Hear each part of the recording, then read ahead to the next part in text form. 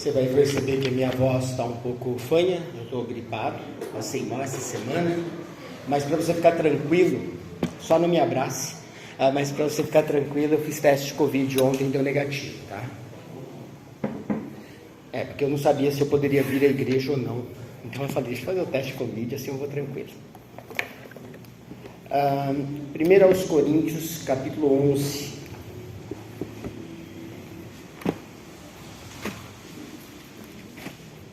1 aos Coríntios, capítulo... Obrigado. 1 aos Coríntios, capítulo 11. É que primeiro eles deixaram a minha voz com gripe para depois tirar a gripe dela.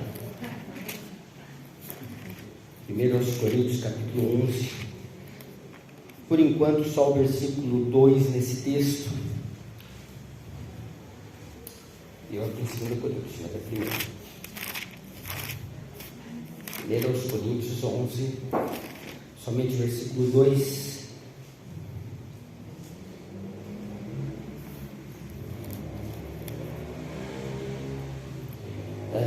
Desculpa, 3. Quero, entretanto, que saibais ser Cristo o cabeça de todo homem, e o homem o cabeça da mulher, e Deus o cabeça de Cristo.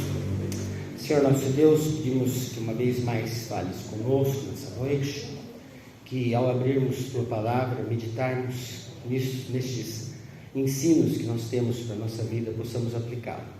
Abre corações, mentes, ajuda-nos na exposição para que sejamos fiéis à Tua mensagem. Em nome de Jesus que oramos. Na verdade, eu vou voltar à minha série em 1 Pedro, e a sequência seria os versículos do capítulo 2, de 18 a 25. Porém, por causa do mês de maio, mês da família, mês das noivas, mês das mães, eu vou antecipar o sermão do capítulo 3. E aí você pode pensar aí no seu coraçãozinho, eu vou deixar o seu coraçãozinho tranquilo, assim, nossa, esse é o tema que o reverendo Alberto pegou a semana passada. Será que o pastor vai fazer alguma correção? Não, o pastor não vai mudar nada do que o reverendo Alberto falou a semana passada. E eu sabia que o tema dele para esse sermão era capítulo 5 de Efésios. E quando nós conversamos no telefone, eu não me lembro se eu avisei. Eu falei, na outra semana eu vou pregar em Pedro. Eu avisei? Não, mas eu já sabia que eu ia pregar em Pedro. Então não estou aqui para desfalar com aquilo que concordei, mas estou para fazer a visão que Pedro tem do mesmo assunto que Paulo, e que mostrar que a palavra de Deus concorda. Eu não vou tratar do assunto extensivamente nessa semana, porque já foi feito a semana passada, mas passarei por ele sim. Nós vamos começar o nosso texto em Pedro, do capítulo 2, 21, e depois eu vou para 3, de 1 a 7, que é de fato o meu texto. Portanto, para isso mesmo foste chamados, pois que também Cristo sofreu em vosso lugar, deixando-vos exemplos para seguirdes os seus passos. E 22, o qual não cometeu pecado, nem dolo algum se achou na sua boca. Mulheres, sede igualmente submissas a vosso próprio marido, para que, se ele ainda não obedece à palavra, seja ganho sem palavra alguma, por meio de procedimento da esposa. Ao observar o vosso honesto comportamento cheio de temor, não seja o adorno da esposa o que é exterior, como frisado de cabelos, adereços de ouro, aparato de vestiário. Seja, porém, um homem interior, de coração, unido ao incorruptível trajo de um espírito manso e tranquilo, que é de grande valor diante de Deus. Pois foi assim também que a si mesmas se ataviaram outrora as santas mulheres que esperavam em Deus, estando submissas ao seu próprio marido. Como fazia Sara, que obedeceu a Abraão, chamando-o de Senhor, da qual vós vos tornastes filhas, praticando o bem e não temendo perturbação alguma. Maridos, vós igualmente vivei a vida comum do lar, com discernimento, e tendo consideração para com a vossa mulher como a parte mais frágil, tratai-a com dignidade, porque sois juntamente herdeiros da mesma graça de vida, para que não se interrompam as vossas orações. Nós já vimos que o objetivo principal, o objetivo central de Pedro, quando escreveu essa epístola, era trazer para os cristãos perseguidos e forasteiros daquela época, ou seja, passageiros neste mundo, alento para a perseguição. O cristianismo era uma religião nova quando Pedro escreveu esta carta. Ela era novidade.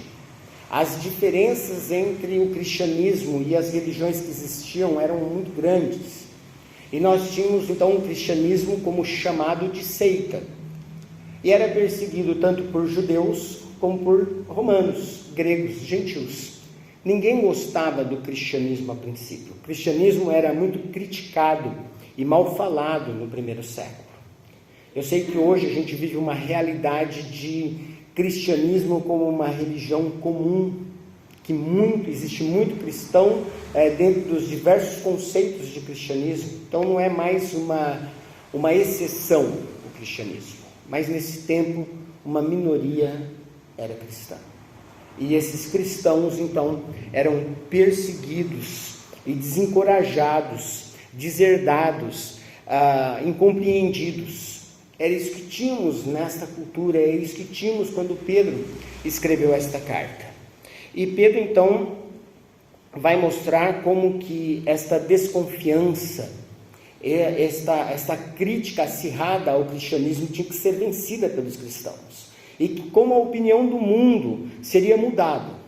Ele diz, olha, começa assim. Primeiro, vocês têm que valorizar a salvação que vocês têm, sabendo que os sofrimentos que vocês têm agora, eles são passageiros, porque nós somos passageiros nessa história aqui, e que vocês terão no futuro uma vida eterna com Cristo Jesus, mas que desde agora, vocês já salvos, não são abandonados ou deixados, ou desabençoados por Deus, ao servirem Cristo Jesus com dignidade.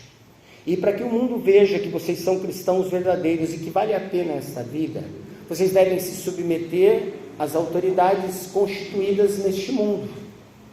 Devem se submeter aos reis, devem se submeter às autoridades jurídicas, devem se submeter aos governadores. Esta é a postura cristã. Vocês devem, sim, honrar ao rei e temer a Deus. Vocês devem também, que é o sermão que nós não vimos ainda, se submeter aos seus senhores. Nós temos aqui um contexto de escravidão. Então, nós não tínhamos patrões lá. Nós tínhamos senhores e servos. E ele está dizendo, vocês servos, vocês têm que ser submissos aos seus patrões. Vocês têm que servir aos seus patrões com dignidade. Vocês têm que fazer o trabalho que lhes é proposto de forma correta. Este tipo de submissão, esse tipo de vida cristã é o que deve chamar a atenção do mundo para o cristianismo e eles aprendam a glorificar a Deus. E aí ele entra num outro ambiente, o ambiente do lar. E ele diz assim, mulheres, sede submissas ao vosso próprio marido. Os três grupos que Pedro traz aqui, que são cidadãos que eram normalmente oprimidos pelos governadores, pelos reis tiranos, pelo modelo de governo de época, pelas próprias autoridades. Então os cristãos tinham que abaixar a cabeça, se submeter a essas autoridades. Ele usa o outro grupo também, os senhores e os escravos. É clássico, os escravos eram oprimidos pelos seus senhores. Então Pedro coloca os três na mesma posição. Mulheres também eram oprimidas. Primeira coisa que eu preciso sair é do contexto nosso moderno e voltar um pouquinho para o contexto da época em que a carta foi escrita. Mulheres não tinham valor. Elas eram renegadas na sociedade. Via de regra, elas não tinham palavras. E quando nós olhamos muitas vezes para a posição da mulher na cinematografia romanceada e bonita dos filmes de Hollywood, de época, então a mulher parece que tem alguma projeção na sociedade. Eu quero fazer duas leituras do comentário do reverendo Augusto Nicodemos nesse texto de Pedro, e ele traz dois comentários, um de um teólogo e outro de um filósofo dos tempos antigos, Plutarco.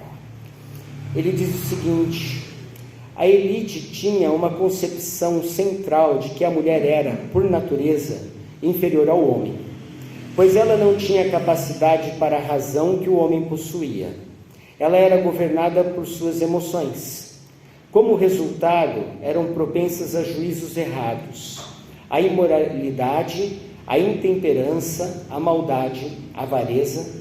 Ela não era confiável, mas contenciosa, e como resultado, o seu papel era obedecer. Então essa era uma visão, na época de Pedro, que se tinha de mulher. Eu acho que é Platão que fala que a mulher não precisava ser ensinada na religião porque ela não tinha alma. Então existem alguns conceitos antigos que são diferentes dos filmes de época que nós assistimos. E Plutarco disse o seguinte: uma esposa não deve adquirir seus próprios amigos, mas deve tornar os amigos do marido dela os próprios. Os deuses são os primeiros e mais importantes amigos. Por essa razão, é apropriado que uma esposa reconheça apenas os deuses do seu marido, adora, e fechar a porta a cultos supersticiosos e estranhas superstições. Dá para sentir como a religiosidade feminina era vista na época. Eu acho que a gente tem que ler o texto com este contexto em mente. Ou seja, a mulher que se converteu ao cristianismo, ela está abandonando os deuses do marido. E aqui o contexto de Pedro é para mulheres que não têm, o primeiro recado dele é para mulheres que não têm os maridos convertidos. E não significa que elas tenham casado com pessoas que não eram cristãos, mas que no início da igreja, no momento do surgimento da igreja, e ao olhar como todas as religiões olhavam para o papel e para a vida e para a mulher em si, o cristianismo trazia uma realidade completamente diferente. No cristianismo, mulheres são valorizadas. Paulo vai dizer que não há mais grego, judeu, não há mais gentil, judeu, não há mais homem e mulher. Todos são um em Cristo. E o próprio Pedro, no nosso texto, vai dizer aí no versículo 7, que nós somos herdeiros juntamente da mesma graça. Homens e mulheres são iguais diante de Deus. Isto era novidade. Isto era alguma coisa excepcional. Mulher ser submissa ao marido, mulher ser submissa ao homem, era comum. Escravo ser submisso ao seu senhor era comum. Cidadãos respeitarem os governos era comum. Nós vivemos uma outra realidade que nos dá às vezes muita liberdade e nós acabamos fechando os olhos para as realidades que a Bíblia ensina. Minha primeira leitura foi em 1 Coríntios, capítulo 11, versículo 3. E lá Paulo está tendo uma discussão um pouco diferente, mas ele usa um tema teológico que é muito importante para a gente entender posicionamentos. Deus é o cabeça de Cristo, Cristo é o cabeça do homem e o homem é o cabeça da mulher. Esta é a linha que ele faz. E durante toda a leitura de Novo Testamento nós vamos perceber que Deus Filho era submisso a Deus Pai. É isso que a gente aprende em teologia? É isso que a gente aprende da leitura do Novo Testamento? Só que em momento algum, Cristo deixa de ser Deus em essência. Funcionalmente, ele cumpre e executa coisas diferentes de Deus Pai. E neste processo, Deus é o cabeça de Cristo. Mas Deus e Cristo e o Espírito Santo, a Trindade, não é diferente um do outro. E se Deus é o cabeça de Cristo, não há diferença. Se Cristo é o cabeça do homem, há aqui funcionalidade. Mas Cristo Jesus fez servo para nos salvar. quando eu olho como o homem o cabeça da mulher, eu também percebo que não há diferença no gênero. Há diferença na funcionalidade, no atributo, no papel, no que eu devo fazer como homem e que uma mulher deve fazer como mulher. E este é o foco de Pedro. Pedro não está aqui trazendo para nós aquilo que nos dá arrepio na espinha quando nós ouvimos falar sobre submissão.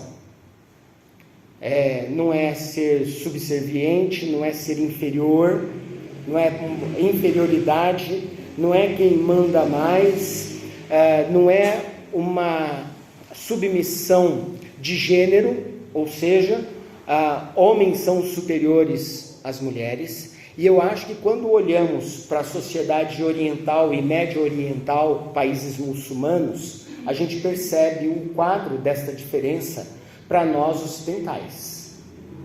Então, quando a gente vai, e a gente tem assistido, graças ao André, alguns seriados coreanos, e a gente fica assustado de ver como qualquer mulher se submete a qualquer homem. O homem tem prioridade. O homem é respeitado por ser homem nessa sociedade coreana. E aqui o texto de Pedro é muito claro. Mulheres, sede submissas a vosso marido. Mulher deve submissão não ao gênero masculino, deve submissão de funcionalidade dentro do seu lar ao seu marido.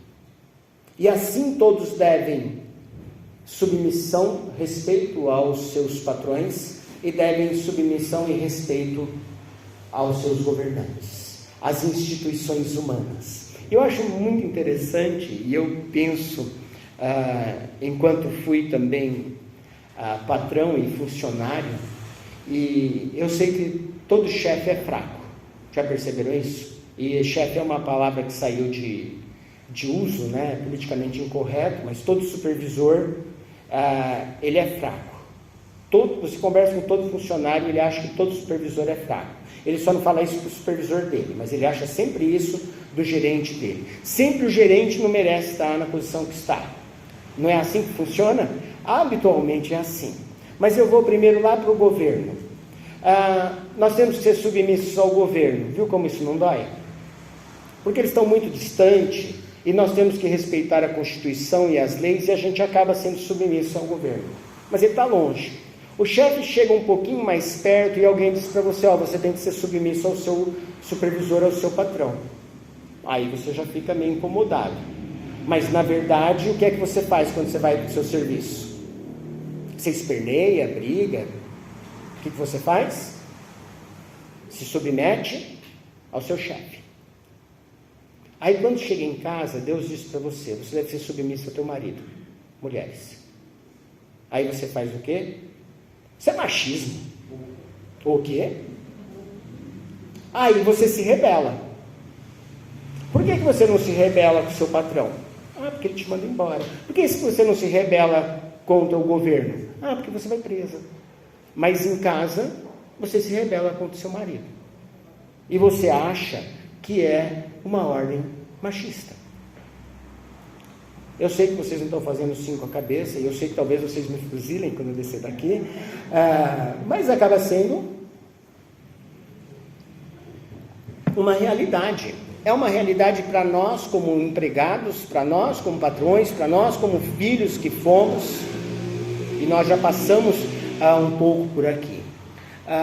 O que Pedro está ensinando, e ele vai usar o termo de novo aqui na frente, sem usar submissão, ele vai usar vós maridos igualmente, assim como ele usou vós mulheres igualmente, porque ele está vindo num processo de ensino de submissão. Então a primeira coisa, eu não preciso ter medo da submissão. Se submissão não é subserviência, não é estar aquém, não é estar abaixo, não é uma questão de hierarquia, é uma questão de funcionalidade, eu preciso tirar o meu viés cultural e olhar para a palavra de Deus. E a gente fala assim, as culturas asiáticas e as culturas orientais e medo-orientais, elas são radicais. Eu vou fazer vocês lembrarem de uma coisa que tem desaparecido, graças a Deus. Mas lembra alguns anos atrás, quando tinha um menino e uma menina na sala querendo assistir televisão, qual era o programa de televisão que prevalecia? O do menino ou da menina? O que as mães mais velhas diziam a respeito dos filhos homens? É o que o menino quer. Prevalecia, não prevalecia? Tem mudado. Tem mudado não à custa do entendimento que a Bíblia diz. Tem mudado à custa de um processo de libertação feminina, que acaba indo também contra o projeto de Deus. Submissão não é igual a machismo, e a falta de submissão não deveria ser igual a feminismo. Ou seja, vamos perdendo alguns valores e acabamos sendo influenciados pela sociedade e não percebemos. E ele diz o seguinte: submissão é uma grande oportunidade de testemunharmos de Cristo Jesus, das suas verdades e da salvação. Por quê? Quando ele falou para os governantes serem submissos às autoridades, para que eles vejam o seu honesto comportamento, a sua submissão e glorifiquem a Deus. Quando ele diz para os servos, sejam submissos aos seus senhores, e eles vão ver o seu comportamento e eles vão querer seguir o extremo e mais profundo exemplo de humildade e submissão, a de Cristo.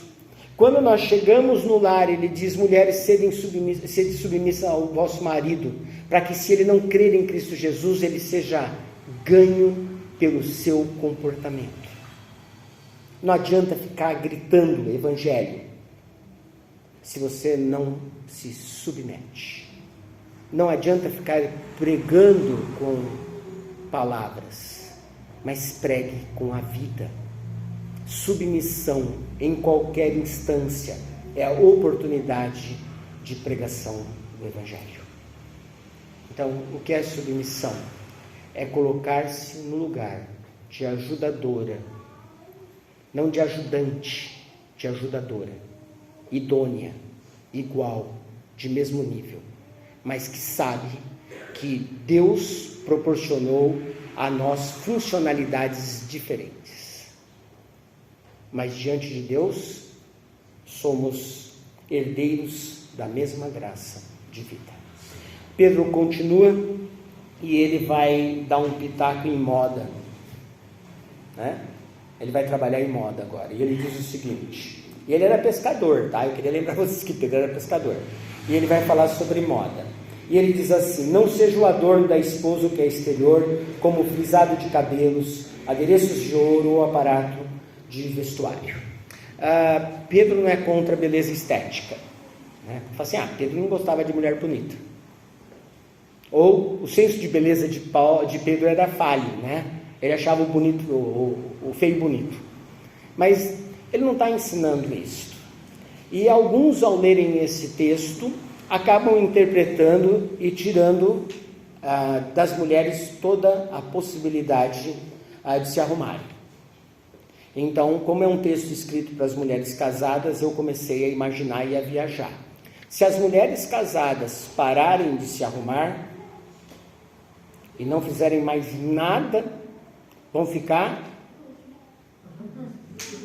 E as novinhas vão ficar arrumadinhas. O que é que vai acontecer com os nossos maridos?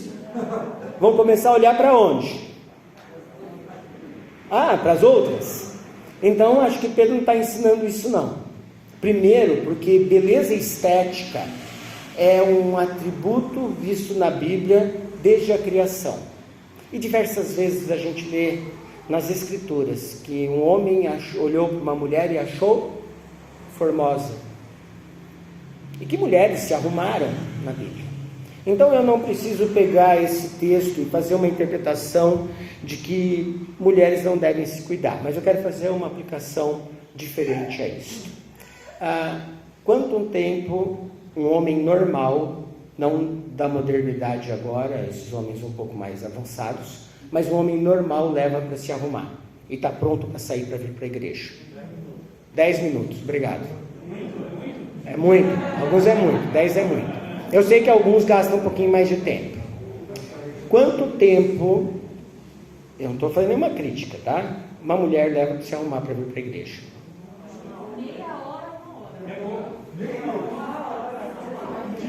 O pastor dessa igreja gostaria que vocês gastassem todo esse tempo mesmo e viessem bonitas para a igreja. Crente tem que ser bonito. Crente tem que ser bonito, não tem problema. Só comece mais cedo para não deixar seu marido irritado e não atrasar a chegada no culto. Tá? Mas se arrumem. E Pedro não é contra a mulher ser bonita e cuidar da sua beleza. O que ele está dizendo aqui é: isso não deve ser o atrativo que você use. Agora mudou. E aí ele vai mais longe. Ele fala assim: olha, que seja o homem interior, o do coração, unido ao incorruptível traje de um espírito manso e tranquilo, que isto tem valor diante de Deus. Se você usou 1 hora para se arrumar, para sair de casa, use também 1 hora no que é importante. Você usa 2 horas para se arrumar? Você usa 2 horas naquilo que Deus vê valor? É assim que eu gostaria que você olhasse para esse texto. Nunca que você deixasse de se arrumar. E principalmente que nunca você deixasse de se arrumar para o seu marido. Eu hoje coloquei azul de propósito. Eu queria outra camisa azul. Cadê a Tida? Sabe, Tida, eu queria aquela outra. Sabe por quê? Porque quando eu venho na igreja de azul, sabe o que algumas mulheres dizem para mim? Pastor, o senhor fica tão bem de azul. Aí eu vim com uma máscara azul combinando com a camisa outro dia. Uma outra mulher que nunca disse isso para mim, falou assim: nossa, veio todo combinando. Faz bem até para mim que sou homem. É gostoso ser bonito, ser elogiado. E as mulheres, eu não sei porquê, Deus criou assim, elas são mais vaidosas desde a criação. E elas são radiantes e bonitas e devem valorizar essa beleza que Deus deu. Sim, só que o que tem que ser principal na vida da mulher, a mulher interior, coração.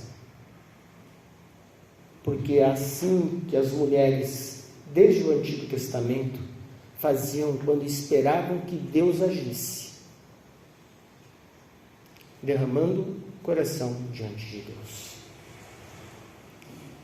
Continuem se arrumando. Meu incentivo é para que vocês comprem brincos, adereços, adornos, roupas bonitas, que vocês se vistam. Primeiro, se vistam para atrair os olhos dos seus maridos. Essa tem que ser a sua função. Não relaxe. Não relaxe na sua vida espiritual. Não relaxe na sua vida física. Seu marido vive a semana inteira com você. E muitas vezes ele vive em um escritório, numa empresa, com muitas mulheres arrumadas. Cuide do que é seu. Cuide. Eu acho que Pedro não é contra a uma mulher se arrumar. Mas ele acha que tem que ter valores nos lugares certos. E o valor principal, o que agrada a Deus, não é a beleza que vai embora com os anos, mas é a beleza interior. O crescimento espiritual, o desenvolvimento da esperança em Deus. Isso sim. Um outro texto que traz esse problema aqui é o que fazia Sara. Sara obedeceu a Abraão e lhe chamou de Senhor. E alguns maridos, usando esse texto para serem machões, querem que as mulheres chamem o quê? Sim, Senhor. É assim que tem que ser, né? De vez em quando eu falo isso em casa, mas não surge tanto efeito. Por quê? Minha cultura moderna não exige que a esposa se reporte ao marido com esse tipo de respeito. Mas, ainda assim, a Bíblia exige, com o exemplo de Sara, que mulheres respeitem os seus maridos. E quando nós estamos numa roda e você percebe que a mulher ama e respeita o seu marido, como é que você vê aquele relacionamento? Como um relacionamento maduro. E quando você vê um casal cristão se comportando de acordo com o que a palavra de Deus ensina, você olha para esse casal como um casal que serve a Cristo. Isso, abraça sua mulher, é isso mesmo. Gente, é Bíblia falando de relacionamento marido e mulher. Submissão aqui não é nenhum traje, não é ultrajante, vergonhoso para a mulher. Submissão é colocar-se no papel que Deus definiu para a sua vida, para juntamente com este herdeiro da graça de Deus, vocês glorifiquem a Deus no casamento de vocês, e que o mundo olhe para o casamento de vocês e queira servir o mesmo Deus que vocês servem. Homens e mulheres colocados nos seus papéis, devidamente respeitando-se um ao outro e adorando e crescendo espiritualmente em Cristo Jesus, são testemunhos do amor de Deus neste mundo, símbolo do amor de Cristo por sua igreja, como nós vimos a semana passada. Como o texto da semana passada era maior para os maridos, essa semana ele é menor. Ele é grande para as mulheres e ele é pequenininho para os maridos. Maridos, vós igualmente, vivei a vida comum do lar, com discernimento, tendo consideração com a vossa mulher como a parte mais frágil. Tratai-a com dignidade, porque sois juntamente herdeiros da mesma graça de vida. Viver vida comum do lar. Hoje de manhã a gente discutiu bastante na classe dos noivos, que um não queria passar roupa quando casar e o outro não quer lavar panela. Aí eu lavo os pratos e eu não lavo a panela. E estão brigando por causa de mesquinharia, é lógico, né? Até o final da aula ele falou, tá bom, eu lavo as panelas e tal, mas não lavo os pratos, né? Aí começa aquela coisa de novo. Mas o contexto de viver vida comum do lar não é lavar louça ou passar pano no chão. Não é assim que você considera a sua mulher a parte mais frágil, ajudando ela a fazer o trabalho pesado. Eu queria dizer que é muito bom que você ajude em casa e faça também o trabalho pesado e talvez o leve, que seja chato. Eu acho lavar louça, e sempre achei, muito chato. Não gosto. Mas se tiver que lavar, o que eu faço? Eu vou lavar. Porque ou eu cozinho ou eu lavo. Eu falei, tá bom, então eu lavo, você cozinha. Então a gente tem que repartir alguma coisa. Mas não é isso que Pedro está preocupado com dividir a vida comum do lar. E agora ele não está falando para mulheres que não eram incrédulas. Perceberam que ele falou para mulheres que tinham maridos incrédulos. E agora ele fala para as mulheres, não dizendo que as mulheres não criam. Por quê? Porque naquela época a regularidade é que a mulher acompanhasse o marido para a igreja. E aí ele está ensinando como o marido cristão se comporta. E viver a vida comum do lar no tempo moderno talvez seja um pouco diferente. Imaginem que lá os homens tinham as suas mulheres para a procriação. A mulher oficial, a do casamento, era para ter filhos e cuidar dos filhos. E ele continuava vivendo a vida dele, envolvido talvez com política, com trabalho, com guerra, com alguma coisa mais. E ele delegava à mulher toda esta parte de instrução. Em casais da alta sociedade da época, obviamente tinham os escravos para criarem os filhos.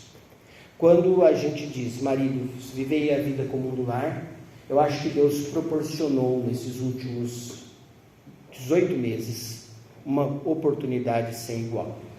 Vocês vão aprender a viver com as esposas de vocês em quarentena. Já são 30 meses de pandemia. Infelizmente, diversos casais romperam o relacionamento quando foram obrigados a viverem a vida comum do lar. Por quê? Saem de manhã para trabalhar os dois, voltam os dois à noite, discutem alguma coisa, cama, dormem, amanhã levantam cedo e não vivem a vida comum. Não tem comunhão, não tem parceria. Terceirizam a criação dos filhos e não vivem de forma comum os problemas do lar. Então aqui não é um tratamento de ajudar nas tarefas domésticas, que eu diria a vocês, maridos e futuros maridos, muito importante, porque hoje as mulheres também têm participado da vida de trabalho fora, e o peso do trabalho dentro do lar, ele não é fácil, e a gente sabe que o processo de trabalho no lar é rotineiro, cansativo e desgastante. Eu posso usar o exemplo do almoço lá em casa, porque até arrepio de vez em quando. A comida fica boa, mas eu falo para ela, bem, precisava usar 6 panelas que a gente tem. Eu fico meia hora lavando panela, porque eu gosto que a panela fique brilhando, igual minha mãe gostava, né? Eles ficam falando que eu sou igual minha mãe, né? A panela tem que brilhar, e eu fico lá areando a panela, e não dá bem, eu perco muito tempo nisso daqui. Usa menos panela, ela come menos. É vida comum do lar. Gente, é processo, é chato, e aí eu vou para a cozinha e lavo a louça, é a minha tarefa, tudo bem, eu saio. Quando eu volto, ela fez o cafezinho da tarde, a louça está cheia de novo, lá lava tudo de novo, é chato. E faz bem alguém ajudar, faz bem alguém estar junto. E graças a Deus, quando a mulher grita para você, amor, vem para a cozinha me ajudar, porque ela quer o seu trabalho só, o que ela quer? Presença e companhia, vida comum do lar. E eu vou dar um motivo que Pedro dá aqui, que é muito bom. Sabe, homens, por que Deus não tem respondido às suas orações? Porque vocês não estão tratando direito as suas mulheres. Lê o final do versículo aí. Tratar as mulheres bem, com a parte mais frágil, para quê? Para que Deus não feche os ouvidos às vossas orações. Se você tiver com problema com oração, primeira receita, comece a tratar a sua mulher melhor. É isso que a Bíblia pede de nós maridos. Se você achar que Deus não está respondendo às suas orações, por qualquer motivo que seja, comece a colocar em ordem sua vida como um marido. Se Deus exige algumas coisas das mulheres, Deus exige também dos maridos, porque casamento na Bíblia é símbolo do amor de Deus por seu povo, é símbolo do amor de Cristo por sua igreja. Leve a sério vida cristã, leve a sério vida matrimonial. Se o seu casamento foi um casamento que entre em harmonia e que Deus esteja abençoando, você será abençoador, não só dos teus filhos, mas de todas as pessoas que estiverem à sua volta, vendo o símbolo de Cristo na vida do casal. Porque matrimônio é instituição de Deus e não de homens. Mulheres, valorizem o tempo de vocês com Deus, com espelho também, mas com Deus. Comprem roupas bonitas, sim, se vistam, se arrumem, não faz mal nenhum, mas cuidem da mulher interior.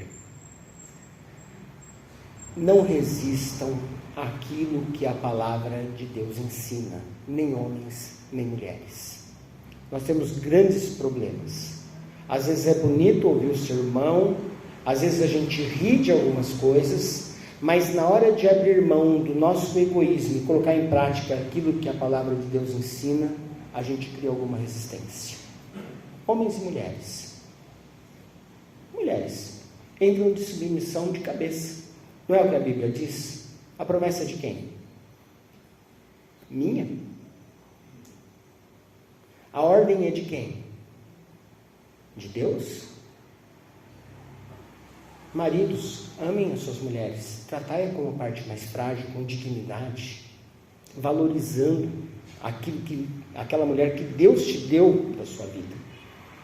Valorize o matrimônio, valorize o casamento, valorize o relacionamento. Mulheres, preguem o Evangelho nos seus lares com a vida de vocês, com um comportamento honesto, sincero, diante de Deus. Eu fico imaginando, se eu não tivesse me convertido e todo dia a Raquel chegasse de manhã e dissesse, você precisa se converter. Aí eu saía de casa, ia lá, voltava, e você se converter. E aí passava mais uns dias, eu fazia alguma coisa, está vendo, não é convertido. E isso vai passando. Gente, depois de um ano, que homem suporta isso? Algum homem suporta? O que vocês acham?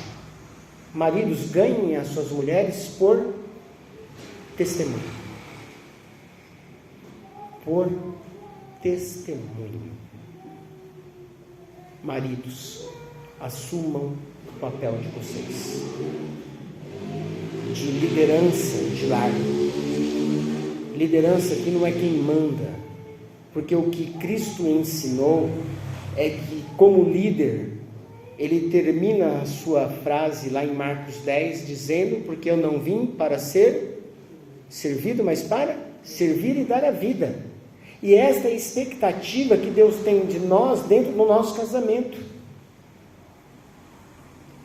Seria uma briga, no bom sentido, dentro do casamento, se todos nós, maridos, e todas vocês, esposas, quiserem fazer o que a palavra de Deus pede.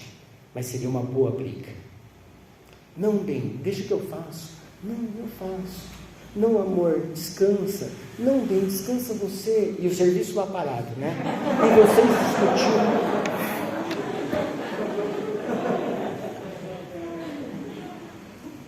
Mas faça a experiência. Vê se a sua semana não será melhor. Maridos, tratem suas mulheres bem e Deus abrirá ouvidos às suas orações. Oremos. Senhor nosso Deus, nós agradecemos a Tua palavra, Te agradecemos a motivação que Tu nos dás para viver, mesmo que não mereçamos, ó Pai. Muitas dessas coisas que são ensinadas trazem benefícios para nós mesmos. Colhemos bênçãos para a eternidade, mas colhemos bênçãos para o dia a dia na nossa vida também. Ajuda-nos, ó Pai, a nos dobrarmos à Tua palavra, à Tua autoridade, sempre sabendo que aquilo que Tu tens para nós é o melhor, mesmo que isso fira o nosso egoísmo e orgulho, mas que no final seremos recompensados pela Tua graça. Dá-nos interesse pela Tua palavra e pelo crescimento espiritual para colhermos os melhores frutos dos nossos relacionamentos, em todos os ambientes, mas nessa noite, principalmente nos nossos lares. A vós outros que não erais povo de Deus e agora sois povo de Deus, a vós outros que não tinhas alcançado a misericórdia e agora alcançaste a graça do Senhor Jesus, o amor de Deus Pai, o consolo, o conforto e a companhia do Espírito Santo esteja com todos vós, hoje e sempre. Amém. Eu vou dar os avisos e depois eu vou passar a palavra para o reverendo Adelso, que vai falar, vou colocar um vídeo, uma foto aí, a respeito do missionário Tiago Charaba, que muitos têm sustentado. Antes de passar a palavra para ele, então, nossos avisos normais. Segundas e quartas, nossas atividades da igreja estão normais às 19 horas e 30 minutos, reunião de oração na segunda, culto estudo bíblico na quarta-feira. Estamos trabalhando agora alguns temas que falam a respeito às diferenças doutrinárias e de característica da igreja presbiteriana. É um momento importante para aqueles que querem fazer parte da igreja, conhecerem um pouco de como a igreja enxerga governo, de como a igreja presbiteriana do Brasil enxerga a comunhão e algumas doutrinas que são básicas de entendimento, que trazem diferença para a vida cristã dentro da igreja presbiteriana do Brasil. Falei isso na quarta e repito, sempre levando com todo respeito irmãos que creem de forma diferente de nós, mas que procedem de modo digno e que têm vida piedosa também. Não há discussão de quem é salvo e quem não é, mas o modelo de crença da igreja presbiteriana é o que nós estamos tratando. Se você quer fazer ou faz parte da igreja, precisa conhecer as doutrinas e como ela crê. Facilita muito a vida de todos, a comunhão e a união do corpo. Então, quarta-feira, 19h30, e essa semana mais uma propaganda. Nós vimos 2 milagres messiânicos de Jesus na quarta-feira, E agora nós veremos o terceiro milagre messiânico.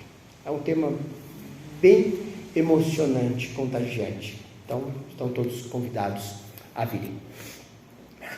Eu tinha mais um aviso.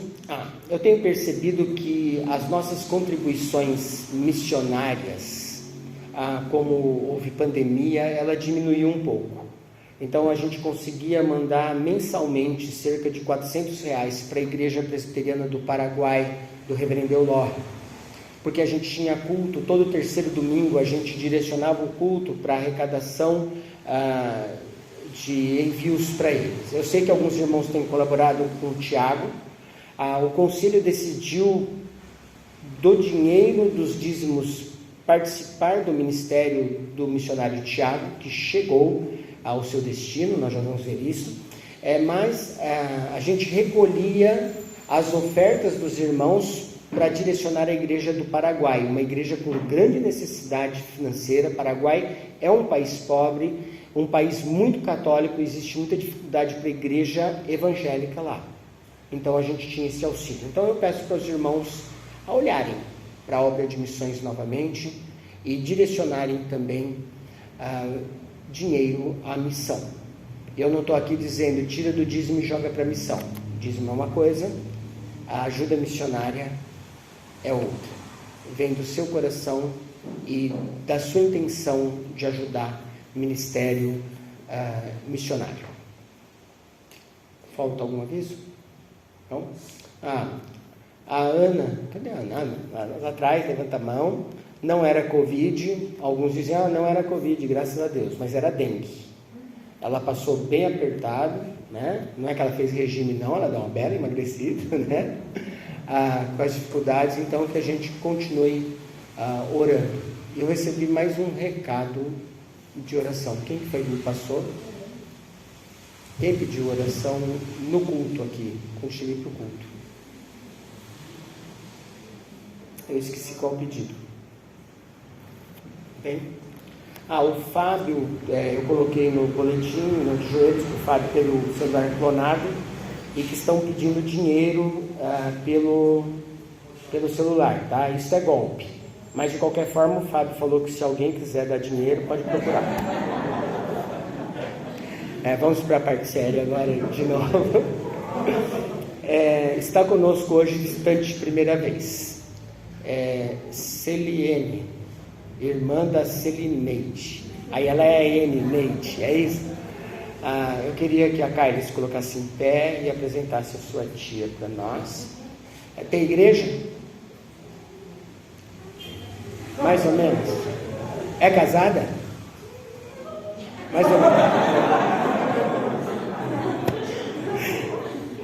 Celiene, prazer em tê-la aqui. Deus abençoe a sua vida. É sempre bem-vinda. Que Deus possa guardá-la. Obrigado pela presença. Pode sentar. Reverendo Adelso.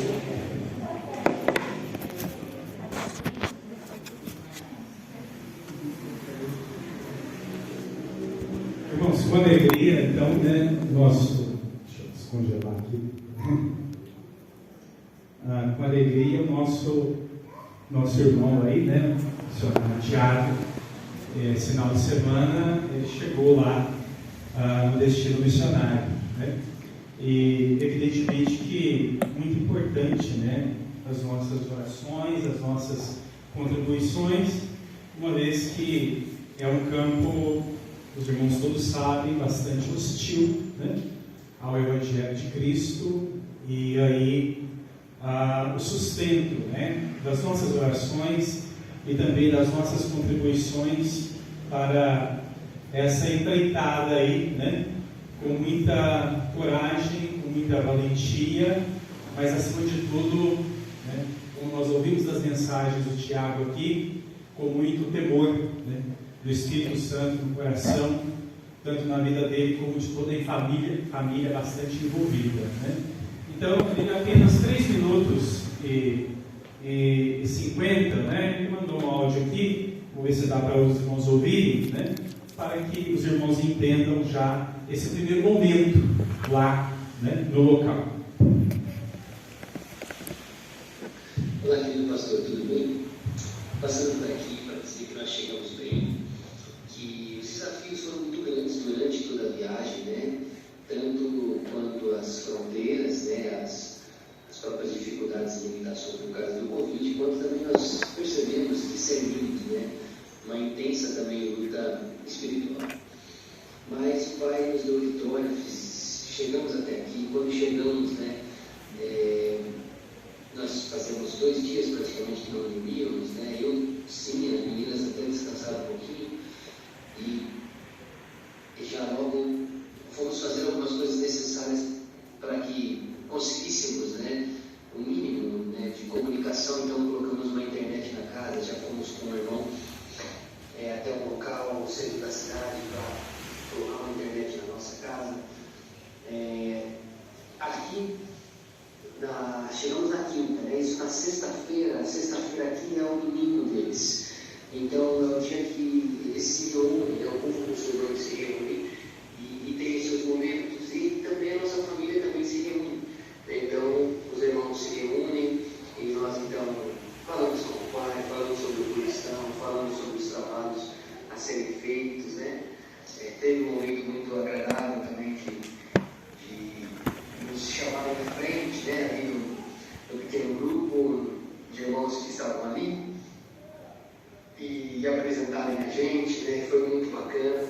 Agora, o trabalho e o foco central, primeiro é uma adaptação, né? Assim, de rotina, uma adaptação que nós vamos precisar aí no período de pelo menos um mês para fazer uma adaptação de rotina, né? Adaptação de fuso horário, de toda a questão, né, transcultural, isso mais tempo, né? Mas a adaptação de rotina, a gente já, na verdade, já escreveu a rotina, né, agora, porque eu já venho um pouco já sabendo como as coisas estão, então a gente espera aí que nas próximas semanas a gente já tenha aí, nessa semana, na outra, no máximo, já tenha uma definição melhor de rotina dos nossos estudos. Enquanto isso, e durante também a adaptação, vai envolver algumas coisas que, como essa foto aí, nós vamos estar saindo nas ruas, já se relacionando com alguns nacionais, olhando para uma galinha de anotação, estou anotando palavras, tentando absorver aos poucos, né, a língua de uma maneira pelo gráfico, né, que a gente usa, pelo arquiteiro, o LAMP também, são dois métodos de absorção, e afinal também sai isso deve ser rápido, mas deve ser o método é bom. Então a gente está aí se esforçando já, se envolvendo. Minha esposa e minha filha estão doentes, né? Minha esposa por infecção alimentar, minha filha por dor de garganta. As duas estão tomando remédios, né? Antibiótico e tudo mais. Mas faz parte também de toda a adaptação, né? Então, um tempo de graça e de muita gratidão, de vivenciar a promessa, ao mesmo tempo encarar os desafios. Um grande abraço, fica na paz. Um abraço a todos os familiares, né, os irmãos que se reúnem também juntos aí, tá bom? Fiquem na paz. Apenas para os irmãos um reconhecimento, né, como as coisas estão indo, então, já que os irmãos estão contribuindo, colaborando, então os irmãos continuem, por favor. Vamos saudar os visitantes, as crianças não desceram ainda. Os visitantes não, a Anne, Celiane, que está conosco essa noite, prazer em tê-la conosco, que Deus continue a abençoar.